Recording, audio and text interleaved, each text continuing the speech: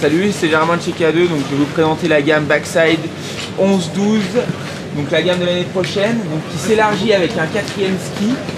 Donc on a le Darkside 128 au patin, le Side Stash fait 108, le Hardside en 98 et le Side Show en 90, c'est le petit nouveau de la gamme. Donc tous ces skis sont construits avec une lame titanale, construction champ droit, donc c'est des skis qui sont assez agressifs, plutôt typés freeride, vraiment pour la descente. Donc le petit nouveau là est vraiment une super nouveauté parce qu'il complète, en fait il vient remplacer le backside le backlash de l'année dernière et il vient vraiment compléter cette gamme de skis de descente. Et en fait c'est un ski qui est relativement light, 3,5 kg la paire. Donc ce qui fait qu'il est vraiment très polyvalent, très bien à la descente mais aussi à la montée pour quelqu'un qui veut faire des randos pas vraiment longues et qui privilégie la descente. C'est vraiment un super ski. Et ensuite si on rentre après dans la gamme qui est un peu plus back, c'est-à-dire en privilégiant la montée, on vient avec des skis qui sont les mêmes que l'année dernière, comeback, wayback, backup. Mais le comeback et le wayback intègrent une nouvelle technologie qui s'appelle Carbon Web. En fait, si vous regardez là, on a le noyau apparent ici. C'est un tressage carbone qui vient s'intégrer par-dessus la fibre triaxiale, qui vient rigidifier un petit peu le ski en torsion. Donc ce qui donne le ski un petit peu plus, le ski qui devient un petit peu plus vivant qu'avant, donc un peu plus de nervosité.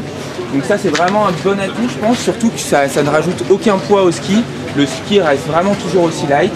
Donc le comeback en 102 au patin, pour un ski un petit peu plus freeride. Et le wayback là qui est vraiment un super polyvalent en 88, le backup en 82. Voilà. Bonjour Cyril pour la Freeride TV. Avec Rémi on a testé donc le Hardside et le Side Stash. Donc le Side Stash, le Hardside, deux skis toujours dans la gamme rando freeride de chez K2. Deux skis qui n'ont pas énormément évolué par rapport à l'année dernière, mais bon on en reparle un peu. C'est des skis qu'on aime beaucoup pour leur polyvalence. C'est des skis qui ont un rocker qui démarre très tôt, aussi bien le Hardside que le Side Stash. La différence entre les deux, c'est la largeur au patin. Vous allez être sur un 98 sur le Hardside et un 108 sur le Side Stash. Donc on s'est échangé, on a un peu comparé. Moi j'ai trouvé, je vais donner mon avis, et Rémi tu le donneras peut-être, on va le donner ensemble. Ça serait bien. Ça serait pas mal quand même. Donc, parler un peu quoi. Honnêtement c'est le coup de cœur de la journée pour moi parce qu'avec des côtes malgré tout très larges, j'ai trouvé un ski avec énormément de renvoi, putain d'accroche sur la neige dure malgré tout.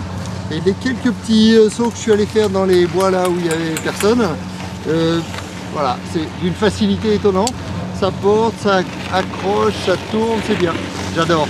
Moi la particularité que j'ai trouvé entre les deux, c'est quand on est sur la neige dure, celui-là des changements de quart quand même un peu plus rapides, on sent un ski qui relance un peu plus, qui a un peu plus de renvoi.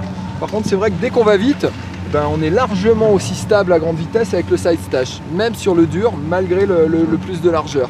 Donc ça c'est vraiment toujours pareil, si on aime la poudre, il ne faut pas hésiter à prendre le Side Stash. Maintenant, si on veut monter, le Hardside reste un très bon ski d'approche. Moi personnellement, je m'en suis monté une paire cette année avec des marqueurs Baron et c'est vrai que pour aller faire des petites approches d'une heure, 1h30 maxi, c'est un ski qui est très sympa et avec lequel on va se faire vraiment plaisir dans la puff en descendant.